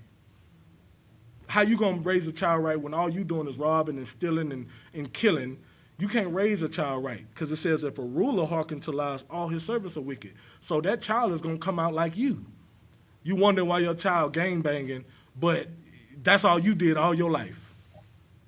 And you wonder why. He gonna follow you. Whatever you are, that's what he gonna follow. If you're a righteous man, he's gonna be a righteous man. If you're a wicked man, he's gonna be a wicked man. Go ahead. Connor one card. Verse 13. The poor and the deceitful man meet together. The Lord lighteneth both their eyes. Salakia, where we at? 29 and 13. Okay, drop down, Salakia. Drop down to 15. Connor one card. Verse 15. The rod and reproof give wisdom. The what? The rod and reproof give wisdom. The rod and reproof give wisdom. That's them butt whoopings. That make them wise. They realize, okay, hey, I'm not supposed to be doing that. That ain't the right thing to do. That's what that rod and that reproof, that correction, that discipline and that correction, it gives them wisdom. Remember that. Don't spare it because they need that wisdom growing up. That's a certain side that, look, one thing I know, I'm 33 years old. I'll never forget them butt whoopings I got. Right. So I became wiser after them. I realized, okay, anytime I do that, I get in trouble. So that's not good. That's not right. That's how you teach a child right from wrong. They won't know it's wrong unless you correct them. If you let the child, if you go in the store and you just let, the child, after y'all leave out the store, the child just got a piece of candy that he ain't had before. Now, wait a minute, where that came from? You know what I'm saying? And they stole it and you don't say nothing about it. Guess what? Every time you go in the store, they're going to steal. Every time. But if you, as soon as you come out the store and they got a piece of candy and you say, hey, why you take that piece of candy? You don't do that no more. And they cry and all of that. They know, okay, when I go in the store, I got in trouble for getting this piece of candy. You can't blame a child if they don't know. When they walk in the store, all they see is open season. They don't understand. They just see a whole row full of candy. They're going to be like, oh, let me get that. You know what I'm saying? Like, they don't understand. But when you take them out the store, no, don't do that no more. They're like, hold on, wait, what'd I do? Now they realize, okay, dang, so this got me in trouble. I'm not messing with that no more. That's wisdom. Everybody understand? And that's on the smallest scale, of course. If you don't stop it on the smallest scale, it's going to grow out to be, now they're going to be a bank robber. You understand what I'm saying? They're going to turn out to be a petty thief to a damn bank robber or, robbing their people or whatever the case may be. Keep going. Drop down, where we at? 15. Read it again. The rod and reproof give wisdom. Uh-huh. But a child left to himself bringeth his mother to shame. You see that? It's going to make her look bad. She's going to be embarrassed. She can't take him nowhere or her nowhere. You take the child. Hey, y'all seen some, I know y'all done seen it. You done been out in the grocery stores or at the doctor's office. The kids are just wreaking havoc in the place, and mom just can't do nothing to stop it. I seen a kid, it was an Isupk. I was in the damn wash interior. And I'm talking about the little girl got on a dress and stuff just all on top of the washers and just raising up her dress and the mama trying to stop her. She's snatching away from the mama and just running around the store and just got an attitude. I'm like, what the hell? And the mama can't do nothing about it. Just not even, I was looking at that woman like, man, this lady right here, I know she was embarrassed. I know she was. That's what this scripture is talking about. Don't let your kids embarrass you. Don't do that. Don't be one of them mothers who is in the doctor's office and you can't even control your child in the doctor's office. That is shameful. And that's what this scripture says. Read it one more time. Read the second part. Kind. But a child left to himself bringeth his mother to shame. What is a child left to himself? A child left to do what they want to do. Just let them do whatever they want to do. They're going to bring you to shame. And then they're going to grow up to bring you to shame. They're going to be in and out of jail. You're going to be having to pay that. You're going to be sitting in court, paying that bond, and fighting them court cases with them. And just over and over and over. You tell them, Donnie, don't do that no more. You can't be in and out of jail. I'm talking about you putting your whole house up for collateral. And Donnie going to be right back in jail, and you're going to lose your house and your car and everything else to the damn bondsman because he's going to skip bail. You're just going to be put to shame. You know what I'm saying? I forgot about that question. You want to go back to the question? Is it on topic or what? Oh, no, she said disregard. I just want to add something. Go ahead. That reminds me of, just makes me think about like some of the videos I watch on social media where, a lot of mothers record their little children like doing mannish things. You know what I'm saying? They cussing them out, and oh, he's so cute, look at him, he cussing and stuff. Or he picking up a bottle and acting like he got a beer in his hand, or he slapping you and you thinking it's all cute. But after a while, you know what I'm saying, he's going to think that's normal because you hadn't corrected that. Right. You know what I'm saying? And then once he gets older, I don't know what to do with him, I can't control him. You know what I'm saying? That's all I got to say. Exactly. You're going to be shamed. It's very shameful, man. You don't want that. Not. Listen, nobody wants that because your kids are a reflection of your parenting. Right. Your kids are a reflection of your parenting. But guess what? If you don't understand that the crafty counsel that's been taken against us, like the whole LGBT movement, the whole, all of these different movements, the CPS, I'm gonna tell you something about CPS. Nowadays, and we had CPS growing up too, but listen, that ain't stopped my parents from tearing my butt up, and I went to school whips and everything. Ain't no kid, you know what I'm saying? Nowadays, they have the caseworkers in the schools hiding. Right. They blending in with the teachers and the staff. So now, if a teacher sees something where it look like maybe a scratch, they're going to have the CPS caseworker come interviewing your child without you even knowing. And you're supposed to be present during any questioning, but they're going to be subtle with it. They're going to be asking little questions like, hey, what happened? Hey, little Kim, what happened to your arm? You know what I'm saying? And then, my mama hit me. Or my daddy hit me. You know what I'm saying? Now it's like, okay. Dang. And now you got a whole problem. They in the schools now, especially in the public schools for sure. Trust me, they there. So don't go ahead. And hospitals too, sir. Oh man, yeah, that's one thing I knew, they for sure been in the hospitals because, if you, like even women that, if they give birth to a baby and it's like drugs in the system and stuff like that, they be on that. They'll try to hold that baby. They'll take that baby from you in the hospital. You know what I'm saying? Or if you, like, situations where, they know it's some stuff going on in their home or some abuse going on or something going on, you in that hospital, you won't be able to, that child will not leave with you. They'll take control of that. But I expect them to be in the hospitals. But because if you go think about it, if you take your baby to the hospital for bruises or something like that, then of course they're gonna be on top of that. But in the schools, like, I know that teachers used to ask the kids and they'll call somebody. Now they ain't got to call nobody. They'll have a damn CPS caseworker come right in the nurse's office. You know what I'm saying? Like, it's crazy. So you got to be careful. And the kids nowadays know that. They got social media. You got kids that 5 years old know how to operate a damn phone better than you.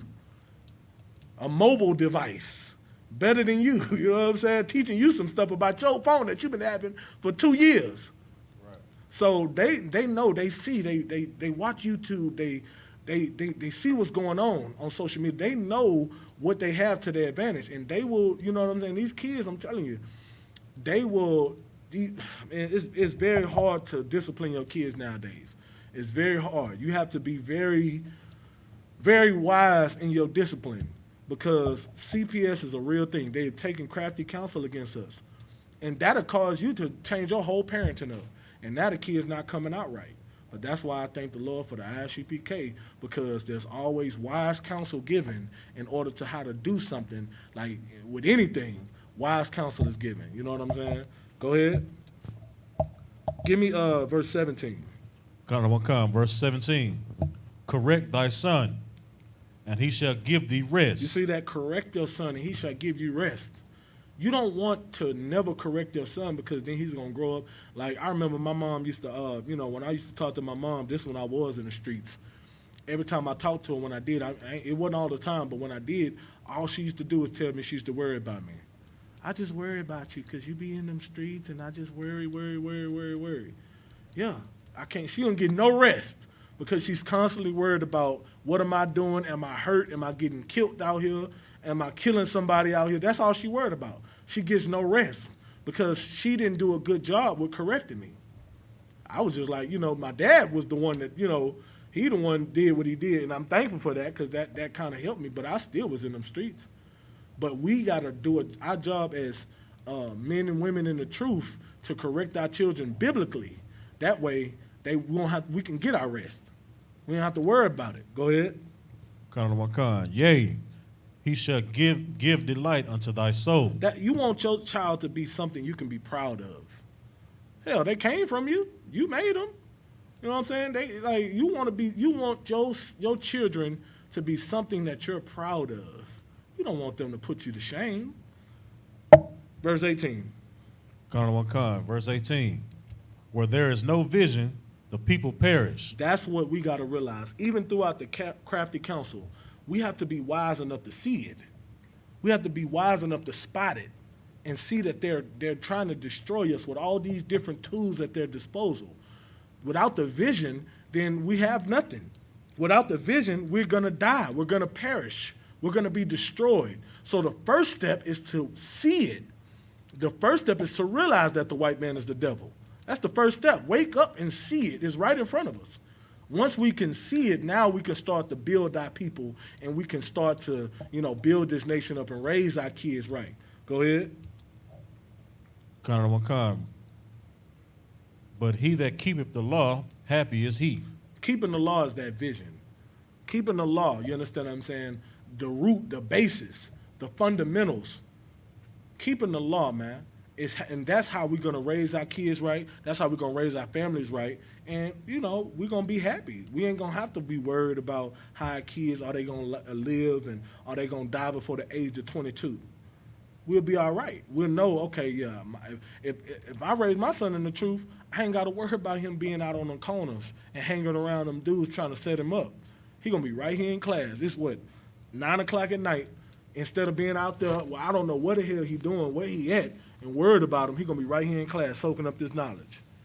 I'm going to be a happy parent. You know what I'm saying? Let's see.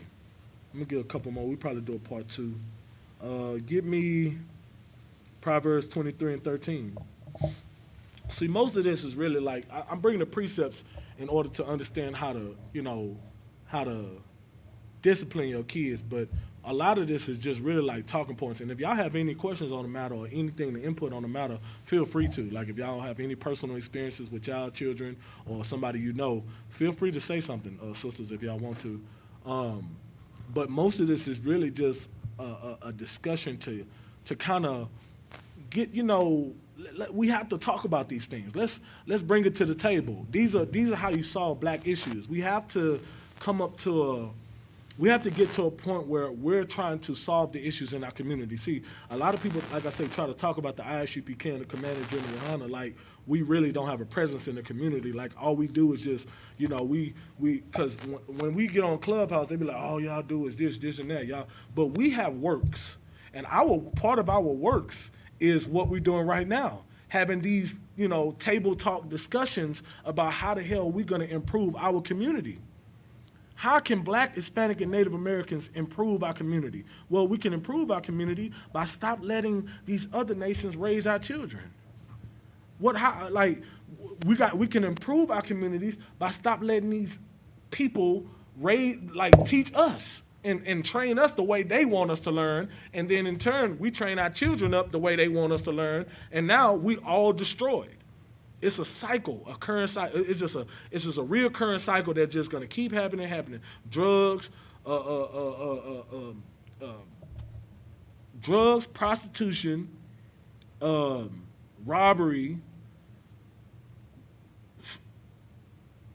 homosexuality, molestation. All of these things are,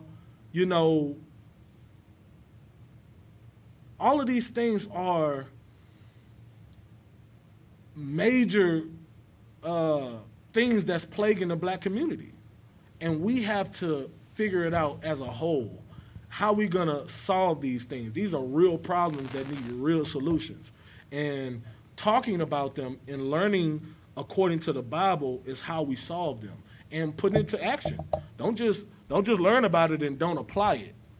The scriptures say, what we just read, it say, correct thy son and he shall give thee rest.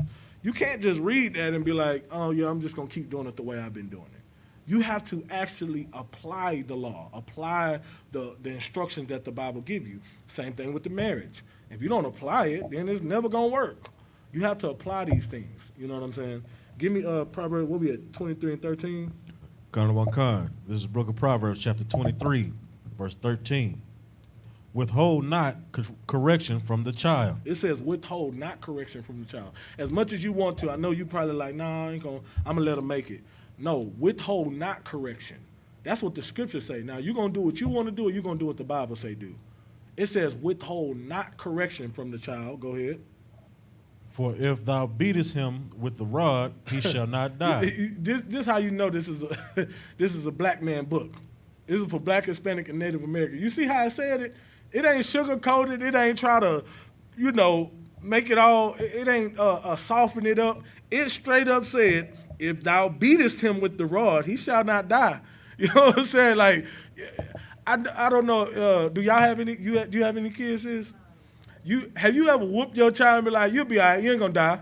You see what I'm saying? That's what the scripture said. That's how you know this is a black man book. It's just perfect in how it delivers it. Look, if you beat him with the rod, he ain't gonna die.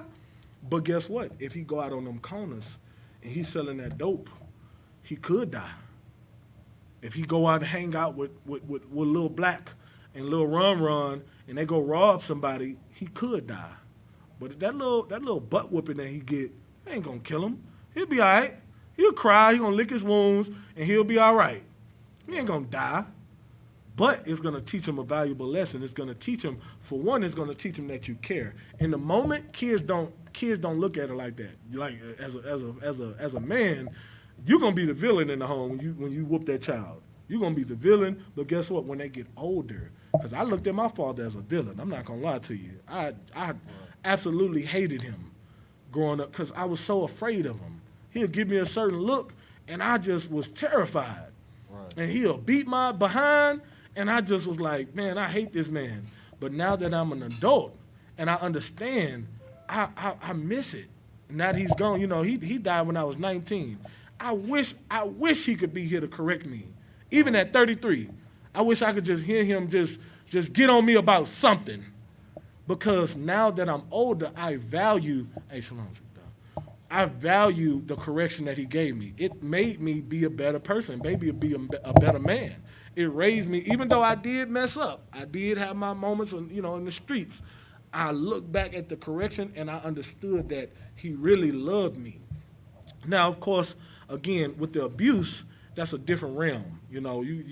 But being in the truth, it taught me to forgive them and forgive both my parents and absolutely honor my father, because I understood that it was, again, the source. Remember, I started out the class with the premise of you have to understand the source. Once you understand the source, you'll stop blaming each other. I stopped blaming my father for being on the drugs and beating me because I understood that he was in the epicenter of that 80s, what you want to call it, epidemic, I guess, crack epidemic, where they pretty much, it was like he was born in 58. So, in the 80s, he was at that prime age to where he was in the middle of it. You know what I'm saying? And that crack epidemic, let me tell you something. It was purposely put here to destroy our people. And it was hard to avoid. When I don't know if you watched this show called Snowfall. If you get a chance, any one of y'all watch this show? Snowfall, you watched it? If y'all ain't watched it, it's on I watched it on Hulu, but what other platform is it on? Do y'all have Hulu or anything? Y'all know? FX? Okay, yeah. If y'all got cable and y'all got FX or you got Hulu, I would strictly advise you to watch it, because even though you may not be into those type of shows, it really does paint a picture of that whole movement with Ronald Reagan and how they put the drugs in the community just to fund a war. So your destruction came at the expense of them trying to fight a war.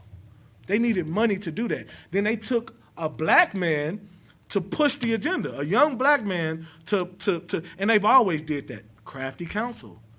Remember, they've taken Crafty Counsel against us, just like with the Planned Parenthood. Who did they use? Black pastors. When we was in slavery, in chains, who did they use to teach us the Bible? The so-called leader amongst the slaves. They'll take one who could read real good, and they'll take him, hey, boy, read this just like this. Don't read it your way. Read it how I'm telling you to read it. And slaves obey your masters. And they're going to listen to him because he's like a prominent man amongst them. So they're going to listen to him. They're going to be like, well, if Johnny telling us this, then we should just go ahead and obey our masters. We should just go ahead and say, yes, sir, master. That's how they use us to destroy us. You understand that? So when are we going to stop being a victim to them? When are we going to stop being a puppet for them? These are real issues that we must solve. And that's why I love this school so much, because we don't just get up here and just, all these other fake fake Israelites or, the Christian church, they'll just pull a couple scriptures, but they don't really bring no solutions to the table. Outside of these scriptures, we still got to have a solution to get black people off drugs. We still got to get our sisters off them corners, off of Broadway and off of Bissonnette. How are we going to do this? How are we going to stop the prostitution? It starts within us. We have to stop going out and spending money on these whores. It's the men's fault. It's our fault why we have prostitutes. It's our fault that we have women who sleep with multiple men. It's the men's fault. Because if we stop sleeping with these women that have been sleeping with other men, then they can't, if we stop sleeping with them, then they're not doing it no more. We have to do that. Black men have to step up and be real leaders. We can't blame the women. I can't do it. I'm not going to blame a woman for being a prostitute or a whore because we got to stop feeding into that. If there were no whoremongers, there'll be no whores. And we start valuing our sisters and stop throwing them away, then they wouldn't go out and have multiple baby daddies. You understand what I'm saying? Like, we have to take accountability. And then once we do that, then we can now we can start to figure out some things. Now we can, now we can start to move on to other issues that's not so pressing. But right now, our communities are destroyed. And we already being beat down by the oppressor. So what we going to do? Like, we already got to deal with the enemy, the ones that's taking crafty counsel against us. So now we got to deal with the crafty counsel and each other? Like, come on, man. Like, what are we doing here? You had something you want to say, the war? If I may, sir. Go ahead. I was just saying what you bringing out so heavy because it's like you was talking about like that snowfall and how they used us to fund the war. Mm-hmm. But what's crazy is just like they got such a perpetual hatred for us, and they know that they got to keep us at the bottom, that they use the money that they make off the war, because the whole thing is for them to make money with the war, and they come right back to use it to oppress us even further. Mm-hmm. So it's like it's a continuous cycle of while they destroying us too. So it's like that's just how cunning of a hunter they are. You know, like the scriptures say, like they doubling down on our destruction every time. Like, it's just heavy. So. Good night. And just, man, that's heavy because it's like they're using us to destroy us, and in destroying us, we're helping them destroy us even further. And it's like a machine, right? It's like, I'm trying to put this in the best. How can I do it, right? So a lawnmower cuts the grass. You got to get the gas to put in the lawnmower for the lawnmower to work. Where do they get the gas from? Off our backs. So you got to look at it like they use us to bring them the resources to use against us. And it's like they'll never run out of the resources as long as they're destroying us. So the more they destroy us, the more we're providing resources for them to destroy us. Like, you see what I'm saying? And it's a never-ending cycle. So how do we break the cycle? Stop allowing them to use us. Then they run out of resources. Then they can't destroy us no more. That's how we got to stop it. And how do we stop that? How do we stop them from using us? Figure out how to separate from them. Now, of course, in the scriptures in Deuteronomy and the curses, it says we're going to come to them in want of all things. So, of course, we're still going to have to buy our water. We're still going to have to buy our water. We still got, so either way it goes, we got to spend money with them. But if we learn that they're the devil that the Bible speak of, then we'll start to say, okay, you know what? Let me start to try to build up my community more. Let's try to focus here. I'm still gonna buy my water. I'm still gonna, I might still eat a Whataburger here and there. I'm not telling you, you got everything you spend money on in this world, they run the earth. We can't focus on that, but what we can focus on is how we can be pivotal in our communities on getting each other off drugs, and how we can get off the corners, and how we can stop robbing, how we can stop destroying each other, because they already destroying us. We can't continue to destroy each other too. We can't. We got to stop aborting our babies. We got to stop giving in to their system. And then what they're doing to destroy us, it wouldn't be as effective. It's still going to be somewhat effective as long as we in this kingdom, but it won't be nowhere near as effective, because they know they can't, we're too strong for them to just, affect us alone. They have to use us against us because we're the only weapon that can be used against us to hurt each other. So that's why brotherhood is a weapon. And brotherhood is the weapon against that weapon, if that makes sense. I know I probably said a whole lot, but brotherhood is a weapon against that weapon. With brotherhood, you're not going to kill each other. We're not going to sell dope to each other. We're going to take care of our women and not make them whores. We're going to raise our kids right. We're going to make sure everything is done biblically, and that way the little things that they're trying to do to destroy us, we look at that now like, oh, okay, we know y'all. We see what y'all doing. We're going to, you know what I'm saying? That's something we can't stop. That's cool. We see what y'all doing, but we good, though, because we're going to make sure we're good. That's how we have to do it. And we have to start a little bit at a little. Like these, like I say, these little sanctuaries that's all over in ISUPK, this is where it starts. Build up this community. ISUPK Houston, we building up Houston. You know what I'm saying? Bringing our sisters into class and, you know, taking them off the streets. We getting the brothers out the drugs. You know, getting them off the streets and bringing them in here and teaching them a new way. I'm one of them brothers. I know it can be done because I know what I was doing before I came in here. And I'm going to tell you like this. I could never see myself doing this. I can't believe I'm here. It's still surreal to me. Like this is real life. It's still surreal to me that I'm sitting in front of brothers and sisters teaching a Wednesday law class, and I didn't change I'm just keeping it real. I mean, I was just 4 years ago, I was just in the street. Like, I can't believe I'm here. That's how you know this is a miracle. You know what I'm saying? Like, go ahead. Amazing, sir. It was so heavy about it because I was just thinking the same thing. And like the flip side to the coin is I can't believe I was there. Like I was like, 'cause I'm such a new creature now. Right. It's like, man, like the day hell? to day, I was just I was like, damn, I really was doing that. Wow. Like I really was out there just dead, lost, no idea, not even I didn't care about my people, but that I didn't even care about myself. Right. Exactly. God damn. You know what I'm saying? That's why, like, Barakatha Yahweh shot, you understand? And Commander General Hunter. Because, like, that's an excellent point. Like, just looking back at it, like, you're right. I can't believe I was wasting life. I wasted so many years of my life doing that.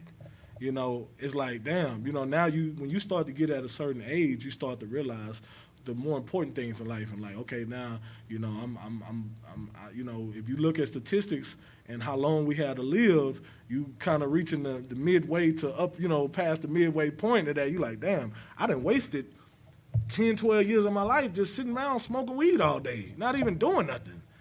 Just sitting around smoking. I can't believe my life consisted of waking up, smoking weed, going out, selling dope, staying at home, smoking weed. That's it. That was my life for 10 years, 10, 12 years. You know what I'm saying? And it's like, wow. I've done more in these 4 years that I've been in the truth, 4.5 years that I've been in the truth, than I did my entire life. You see what I'm saying? Like, that's crazy. And that's how you know that the same miracles that this scriptures talk about, that's how you know ISUPK performs them. And I'm pretty sure some of you sisters have similar stories where you probably did some things in the world that you're not proud of. And now you come in here and you understand, and now you could probably look at some of the women in the world and be like, what the hell is wrong with her? She's just such a demon, such a monster. Like, you know what I'm saying? Like, you can look back and be like, wow, I can't believe. And the crazy part about it is you forget that you were once that. And you come in here and you're a new creature. That's a beautiful thing. It's a beautiful thing for somebody to tell you you're in a cult. It's a beautiful thing to somebody to tell you, yeah, you changed. Embrace that. If somebody you know that you meet, that you've seen before, and they tell you, boy, you so changed. Girl, you so changed. You better take that and be like, yes, yes. You know what I'm saying? Because now you know you getting somewhere.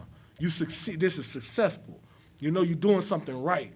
Because if they look at you as the same, then what are we doing here? You know what I'm saying? If you're still the same person, what are we doing here? It's all about change. Where we was at, Ron Salaki? I know I be getting sidetracked. Oh, yeah, so we was at the part where it says, if thou beatest him with the rod, he shall not die. He ain't going to die. He going to be all right. His feelings going to be hurt. Her feelings going to be hurt. They're going to be crying, and they're going to be mad at you, but they're going to be all right. They're going to get over it. Go ahead, read verse 14. This is why you shouldn't be worried about if you beat them, and you know, this is why you shouldn't worry about if you correct them or whoop them or whatever the case may be. Read verse 14.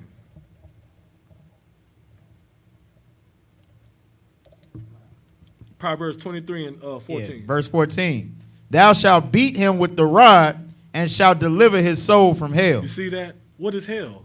This place, the conditions that we here on earth. If you chastise him and her and correct them, you're gonna deliver their soul from this hell, man. This oppression. I was just saying, this is how we stop the cycle. It starts with the children. It starts with them, teaching them, not just them learning, the white man's history, teaching them our history and our culture and our laws. Well, guess what? You do that, then you ain't got to worry about them straying off. And they going to know from birth. They already know about the Crafty Counsel. Just imagine that. You got the kids running around here already wise. Like the white man and the devil at the Bible speaker, they know you ain't finna get them. You can't bamboozle them. They already know from a kid. It's, you know what I'm saying? Like you got bamboozled. You an adult. You like, man, I was fooled. Okay, shame on me. You got me, fooled me once, shame on me. You see what I'm saying? But now the kids growing up already ready. Already like, you know what? Here, y'all ain't gonna fool me. We're gonna build up these communities right. You know what I'm saying? Like that is the community. Think about it. Our kids is the community. They're gonna grow up to be the what would have been the drug dealers and the prostitutes. But guess what? If we train them up now, then this and that gonna be desolate. In the next, 20 years, if you raise your kids right, this and that, they're gonna have to, all them businesses that thrive on that prostitution that go on over there, guess what? The white man, this kingdom will fall. This kingdom will fall, man. But it starts with us raising our kids right. They got us. They bamboozled us. We can't let them get our kids too. You understand? All right, with that, I'm gonna stop it right there. You know what I'm saying? We're gonna pick it up. I got a few more precepts, well, a lot more precepts. We're gonna do a part 2 next week about Crafty Counsel being taken against us in order to further destroy us. You had something you wanted to say first?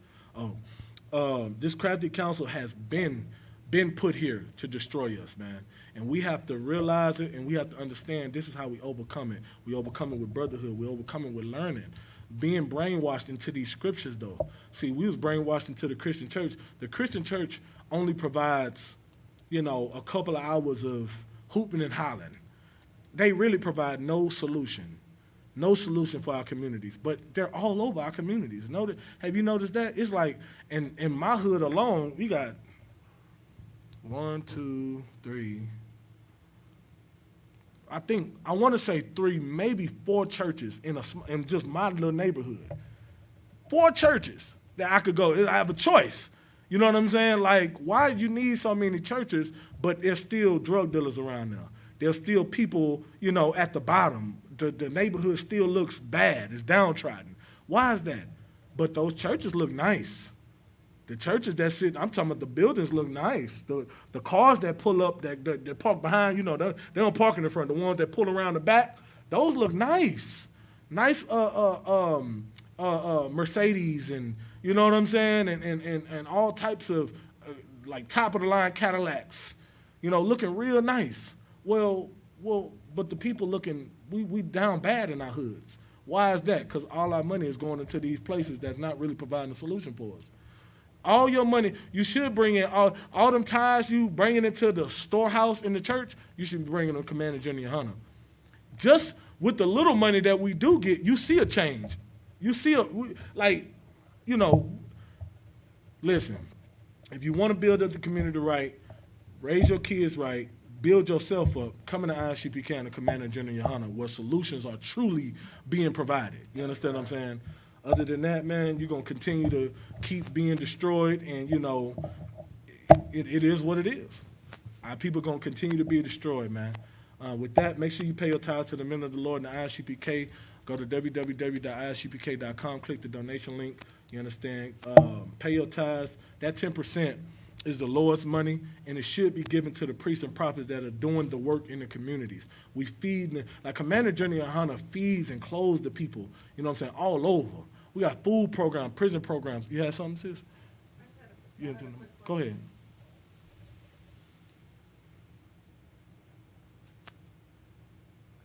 I had a quick question. You mentioned being proud of being in a cult. Mm-hmm. Can you help me? Because I know that that's usually a We negative. embrace it. So it's a negative word, and that's the whole point of us embracing it, because people say that we're in a cult. But if you go look up the definition of cults, it would really describe the Christian church. But we take it, when people say that about us, we say, yeah, okay, we're a cult. Like Commander Juniana say, we're cult leaders then.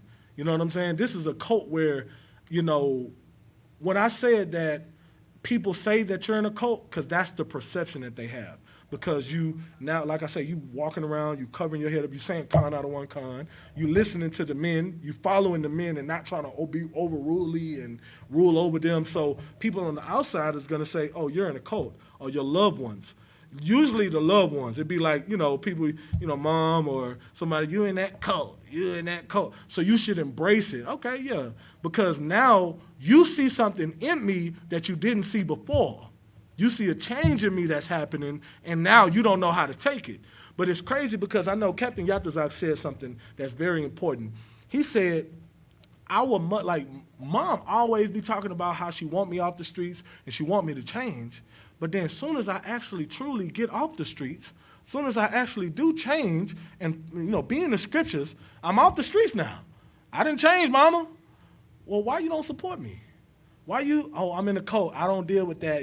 Whatever you got going on, I don't deal. But mama, you wanted me off the streets. You wanted me to do something positive with my life. Now I'm doing something positive. This is the most positive I done ever. You know what I'm saying? But you don't support that. It's because they really don't want you off. They just want to say it. They just want to be the ones to say it as a parent. Like, it make them feel good to say, well, I just don't want you in them streets. I don't. But when you actually do it, then what? Now you don't support me now? Because if that's the case, if you did support it, you'd be in here. You know what I'm saying? So, you know, a lot of, like, don't take it as a negative connotation. It's not at all. It's actually a good thing. If they looking at you as you being in a cult, that's a good thing, because listen, if I'm going to choose a cult to be in, this is the perfect one. You know what I'm saying? Like, this is the perfect one. You want to go be in a Christian church? That's a real cult. You know what I'm saying? Where they end up molesting the kids. That's a real cult. And the women, and nobody say nothing. Nobody speaks on it. That's a cult. Nobody speaks on that. Like, I seen a lot growing up. I grew up in the church. I know what I saw. Nobody speaks on it. Nobody talks about that. How many Catholic pastors that then got away with molesting these, you know what I'm saying? That's a real cult. So if I'm going to be a part of a cult, this is the one I want to be in. I'm proud to be. That's why I am a cult leader. I'm proud to be in this cult under Commander Juniana.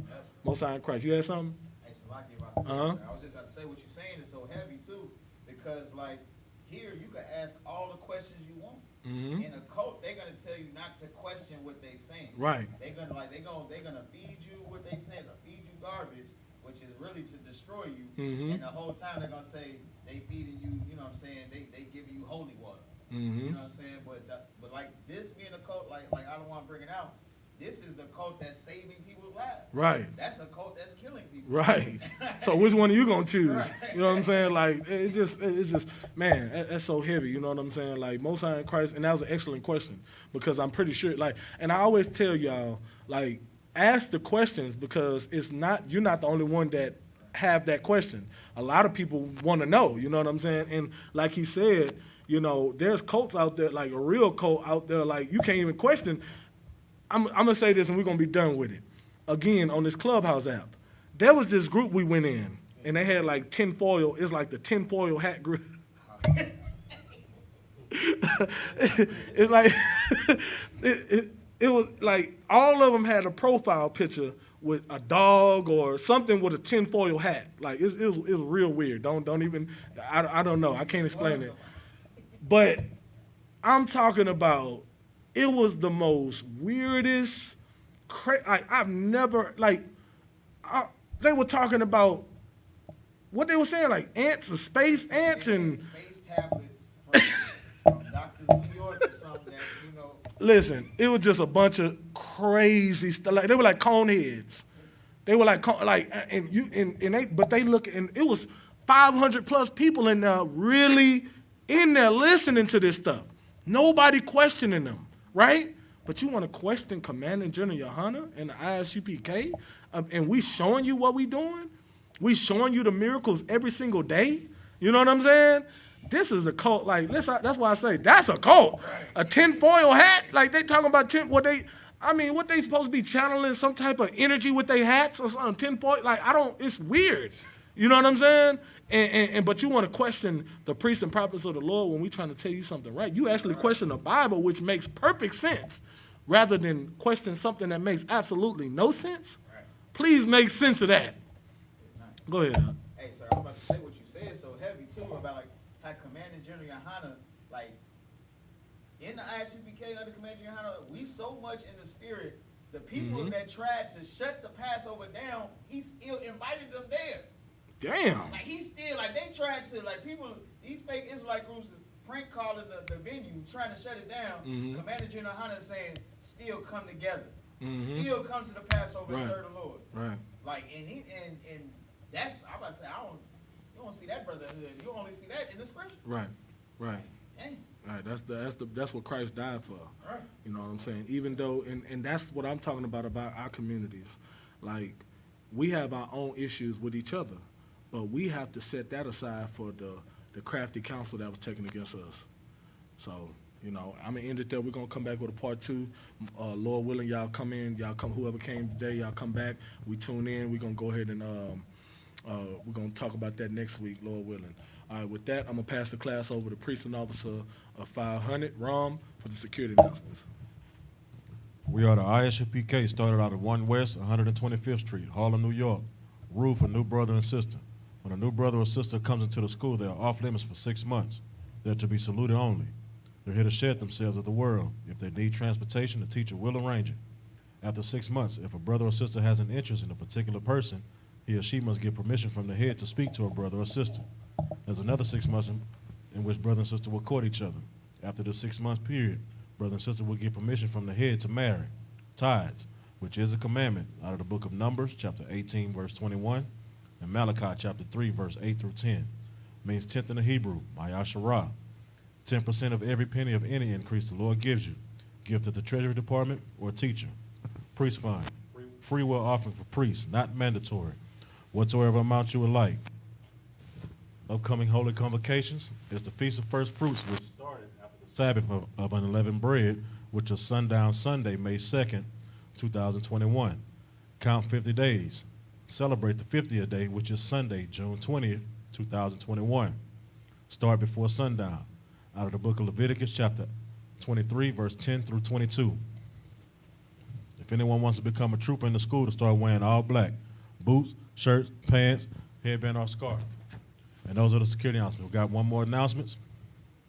Brothers and sisters, Google search the school and request directions prior to departure to school. Also call the Google number to help our algorithms online. Once arrived, click the website button. And if you have pictures, you can upload them there. And that concludes all announcements. All right, with that, Imagine, which means to stand. We're going to give one courtesy salute to the brothers. Men of Israel, Imagine Shabbat, Imagine, Barak, Yahweh Hashem Yahushua Barakatah, Yazamatah, Sorry. We're going to give one courtesy salute to the sisters. Men of Israel, Imagine Shabbat, Imagine, Barak, Yahweh Shemar Latah by Hashem Yahushua, Yazamatah, dismiss.